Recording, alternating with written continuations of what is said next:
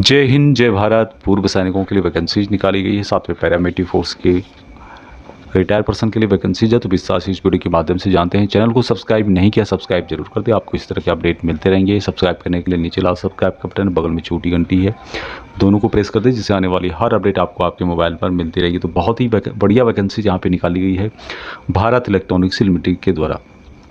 अभी ये जो कंपनी है भारत इलेक्ट्रॉनिक्स लिमिटेड रक्षा मंत्रालय के अधीन काम करती है। बीएल की इक्विपमेंट आपने सुना होगा, और यहाँ पर परमानेंट वैकेंसीज या परमानेंट जॉब रहेगी 60 साल तक, जब तक कि एज कंप्लीट नहीं होती है। सैलरी यहाँ पर अच्छी खासी आपको देखने को मिलेगी, साथ में जितने भी गवर्नमेंट के अलाउंसेस टाइम टू टाइम दिए जाते हैं वहाँ आपको दिए जाएंगे। तो बढ़िया वैकेंसीज है, जानते हैं इसके बारे में और भी डिटेल। सबसे पहले यहाँ पे पद का नाम लिखा गया है, उसके बाद एजुकेशन क्वालिफिकेशन है, यहाँ पर कुछ अर्हता दी गई है, नंबर ऑफ वैकेंसीज है, रिजर्वेशन पैटर्न बताया गया और सैलरी आपको कितनी दी जाएगी। पहली वैकेंसी है सिक्योरिटी अफसर की। इसके लिए जो है SSC officers of captain rank from the Indian army, equivalent rank from the navy, air force, class 1 gazetted officers of central paramilitary organisation. यानी कि SSC officers of captain rank Indian army से, equivalent rank air force navy का हो सकता है, और class 1 gazetted officers central paramilitary forces, जिसमें कि बीएसएफ, सीआरपीएफ, आईटीबीपी या अन्य जो भी हैं सभी इसके लिए अप्लाई कर सकते हैं। और यहाँ पर टोटल वैकेंसीज दोनों के लिए 7 रखी गई है। अब यहाँ पर जो सिक्योरिटी अफसर के लिए सैलरी यहाँ पर दी जाएगी, वेतनमान यहाँ पे 40,000 बेसिक होगा, 3% बढ़ोतरी के साथ 1,40,000 तक आपको सैलरी दी जाएगी। प्लस यहाँ पे प्लस देख सकते हैं, जो भी स्वीकार्य भत्ते हैं वो यहाँ पर दिए जाएंगे। यानी 40,000 तो स्टार्टिंग बेसिक होगा आपका, 3% बढ़ोतरी के साथ 1,40,000 तक सैलरी होगी। और जितने भी अलाउंसेस दिए जाते हैं, जिसमें कि 50% तो सीधे आपका 53% के करीब आपको डीए मिलेगा। उसके अलावा अदर अलाउंसेस यहाँ पर दिए जाएंगे। C2C यानी कि कंपनी टू कॉस्ट यहाँ पे 10,34,000 तक आपको दिया जाएगा। दूसरा जो पोस्ट यहाँ पे है सुरक्षा अधिकारी असिस्टेंट, यानी कि सहायक सुरक्षा अधिकारी असिस्टेंट सिक्योरिटी अफसर। इसके लिए भी डिग्री आपके पास होनी चाहिए 3 साल का, 3 year degree in any discipline. इसके लिए जो रैंक यहाँ पे है कि should be in JCO grade at the time of leaving the army, navy, air force. JCO grade होना चाहिए जब भी आपने आर्मी, एयरफोर्स, नेवी छोड़ा हो, या फिर सेंट्रल पैरामिलिट्री फोर्सेस का इक्विवेलेंट आपके पास होना चाहिए। तो ये बेसिकली वैकेंसी जेसीओस के लिए है। टोटल नंबर ऑफ वैकेंसी दोनों के लिए 7 रखी गई है। अनरिजर्व की 3 है, ओबीसी की 2 है, एससी की 1 है और एसटी की 1 है। अभी यहाँ पर असिस्टेंट सिक्योरिटी अफसर के जो सैलरी दी जाएगी 30,000 यहाँ पर बेसिक होगा, 3% बढ़ोतरी के साथ 1,20,000 तक आपको सैलरी दी जाएगी। प्लस यहाँ पर अन्य भत्ते जो भी दिए जाते हैं गवर्नमेंट के द्वारा टाइम टू टाइम बीएल कर्मचारियों को या सेंट्रल जो केंद्रीय कर्मचारियों को, तो वो यहाँ पर दिए जाएंगे। और यहाँ पर जो सीटीसी दिया जाएगा कंपनी टू कॉस्ट 7,75,000 तक दिया जाएगा। अब यहाँ पर कुछ और भी एलिजिबिलिटी और कंडीशंस बताई गई है जो कि सभी इंपॉर्टेंट है। सबसे पहले कि राष्ट्रीयता नेशनल इंडियन होना चाहिए। दूसरा एज यहाँ पे जो बताई गई है 1/9/2024 के अंदर सुरक्षा अधिकारी के लिए जो एज यहाँ पे है 32 साल है, और सहायक सुरक्षा अधिकारी के लिए 40 साल रखी गई है। अपर एज लिमिट है जो। बाकी यहाँ पे बताया गया कि पूर्व सैनिकों के लिए सरकारी दिशा निर्देशों के अनुसार आयु सीमा में छूट लागू होगी। दूसरी बात है कि अभ्यर्थियों का आवेदन निर्धारित आयु मानदंड को यदि पूरा नहीं करता है तो बिना सूचना दी ही उनका जो एप्लीकेशन है वो रिजेक्ट कर दिया जाएगा। अब यहाँ पर जो एज छूट है उसके बारे में और डिटेल्स में बताया गया है कि ऊपरी आयु सीमा में अति पिछड़ा वर्ग को यहाँ पर 3 साल की और छूट दी जाएगी। साथ में अनुसूचित जाति अनुसूचित जनजाति के अभ्यर्थियों को 5 साल तक की छूट दी जाएगी।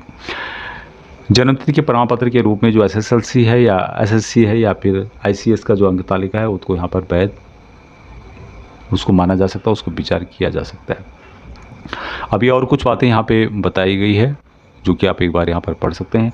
शैक्षिक योग्यता के बारे में बताया गया है। सबसे पहले यहाँ पर जो भी पोस्ट हैं, दोनों जो पोस्ट हैं इसमें सभी शैक्षिक अर्हता मान्यता प्राप्त विश्वविद्यालय से होनी चाहिए, यानी कि आपके पास कुल मिला के ग्रेजुएट होना चाहिए। बाकी आप उसको एक बार पढ़ सकते हैं। अभ्यर्थी के पास सभी वैध अंक तालिका, स्नातक प्रमाण पत्र, दीक्षांत समारोह पत्र आदि आपके पास होना चाहिए। और न्यूनतम आवश्यक शैक्षिक अर्हता की आवश्यकता के अनुसार अर्हता डिग्री में विशेषज्ञता का उल्लेख न होने की स्थिति में अभ्यर्थी को आवेदन के साथ विश्वविद्यालय या फिर संस्थान या महाविश्वविद्यालय से जारी प्रमाण पत्र की जो प्रति है वहाँ संग्रह करना होगा, तथा सत्यापन प्रक्रिया के किसी भी चरणों में अर्हता डिग्री में विशेषज्ञता के स्पष्ट उल्लेख करते हुए मूल प्रमाण पत्र की प्रति के साथ प्रस्तुत करना होगा। ये यहाँ पे इम्पोर्टेंट बात है। अब यहाँ पर मेथड ऑफ सिलेक्शन बताया गया है कि किस तरह से यहाँ पर सिलेक्शन किया जाएगा।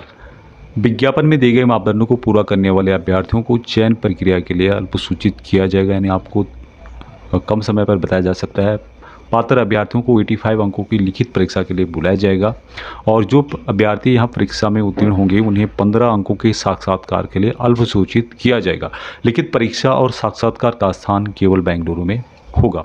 अभी वेतन और भत्तों के बारे में यहाँ पे बताया गया है नेक्स्ट कॉलम कि जो आपको सैलरी दी जा रही है उसके अलावा यहाँ पर मूल वेतन के अलावा कंपनी के नियम अनुसार महंगाई भत्ता, मकान किराया भत्ता, मूल वेतन की 35% दर पर अनुबंधित चिकित्सा खर्चों की प्रति, समूह बीमा, भविष्य निधि, पेंशन, उपदान आदि पारिश्रमिक पैकेज का हिस्सा आप होंगे।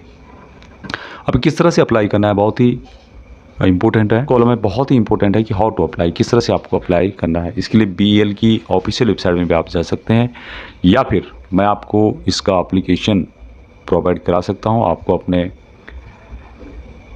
मेरा व्हाट्सएप ग्रुप है उसको ज्वाइन कर सकते हैं या फिर टेलीग्राम ग्रुप को आप ज्वाइन कर सकते हैं, उसमें मैं इसकी डिटेल्स आपको सेंड कर दूंगा। यहाँ पे आप देख सकते हैं अप्लाई करने के लिए बताया गया कि जो अभ्यर्थी आवेदन करना चाहते हैं वह इसकी ऑफिशियल वेबसाइट विजिट कर सकते हैं। आप अपना जो डिटेल्स है डाक कोरियर के माध्यम से निम्नलिखित संग्रहों की स्व सत्यापित प्रतियों के साथ अपने विधिवत भरे गए और आवेदन पत्र, यानी कि आपको जो एप्लीकेशन फॉर्म है उसके साथ साथ संबंधित जो भी डॉक्यूमेंट यहाँ पे बताए गए हैं उन सबकी फ़ोटो कॉपी सेल्फ अटेस्टेड करके भेजनी होगा गया है। आप इंग्लिश में समझ सकते हैं ढंग से कि DGR HR/ central Bharat electronics limited, Jalahalli post Bengaluru 560013, 16 अक्टूबर 2024 इसकी लास्ट डेट है। यहाँ पे ऑनलाइन के माध्यम से आपको नहीं बनना है बल्कि ऑफलाइन के माध्यम से बनना है। जो यहाँ पे बताए गए हैं जो इम्पोर्टेंट डॉक्यूमेंट हैं जो आप एप्लीकेशन के साथ सेंड करेंगे, लास्ट में मैं आपको एप्लीकेशन में बताऊंगा।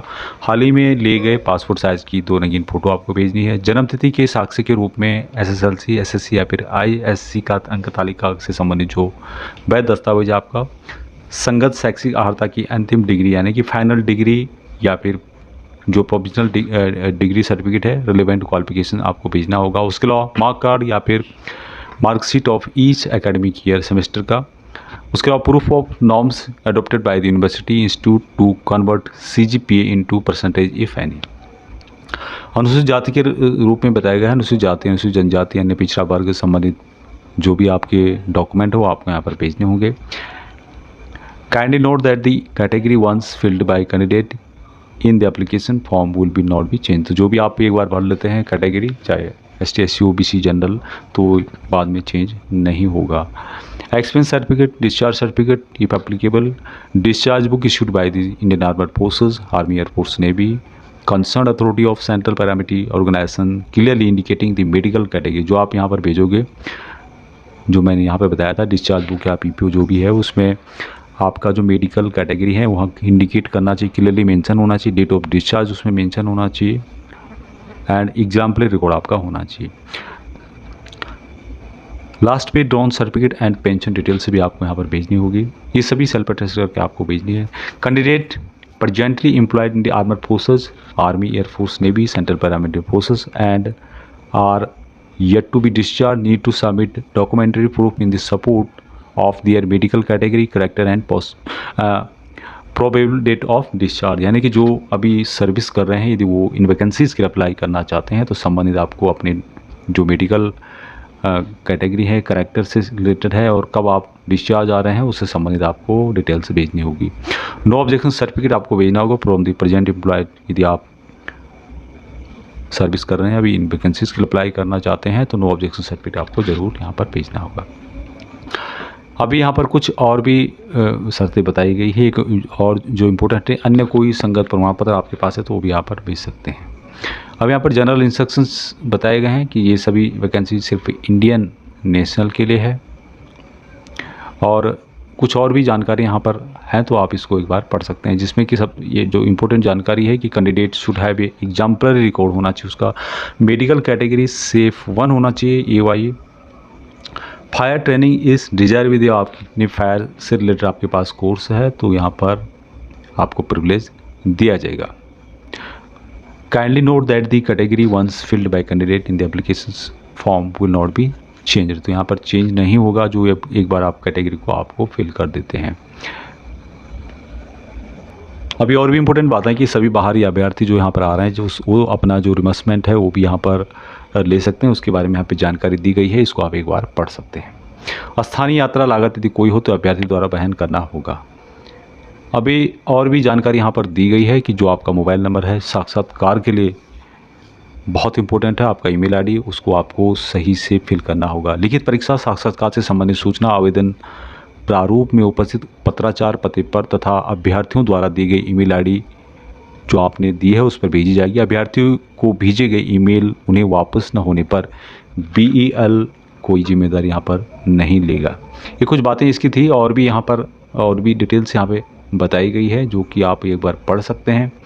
बाकी यहाँ पर इससे संबंधित एक नंबर भी दिया गया है, तो उस नंबर को भी आप यहाँ पर चेक कर सकते हैं। 16/10/2024 इसकी लास्ट डेट है। उसके अलावा यहाँ पर कुछ टेलीफोन नंबर्स दिए गए हैं जो कि आप यहाँ पर उसके बारे में पूछ सकते हैं। कोई क्वारी है आपकी, ईमेल आईडी भी यहाँ पे दिया गया है। अभी देखते हैं कि इसका एप्लीकेशन फॉर्म किस टाइप का है। भारत इलेक्ट्रॉनिक्स लिमिटेड की जो वैकेंसीज है उसके लिए एप्लीकेशन फॉर्म है। यहाँ पे आपको फ़ोटो लगानी होगी।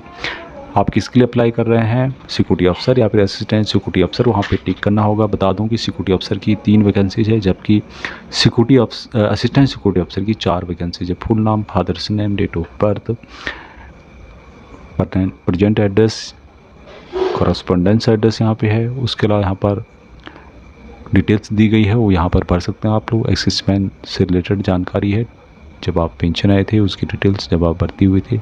एजुकेशन क्वालिफिकेशन के बारे में यहाँ पे बताया गया है। एक्सपीरियंस के बारे में यहाँ पे पूछा गया, जो यहाँ पे मेंशन कर सकते हैं।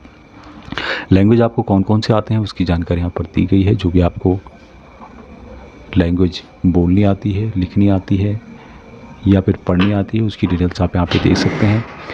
और भी डिटेल्स यहाँ पे दिया गया है, उसको एक बार ज़रूर पढ़ लें आप। यहाँ पर डेट, यहाँ पर प्लेस और यहाँ पे सिग्नेचर आपको करने होंगे और इसको भेज देना होगा। जो डिटेल्स मैंने एड्रेस बताया था वो आप वीडियो में सुन चुके हैं। तो ये थी जो जानकारी अच्छी लगती है लाइक शेयर, चैनल को सब्सक्राइब नहीं किया सब्सक्राइब जरूर करें। जय हिंद।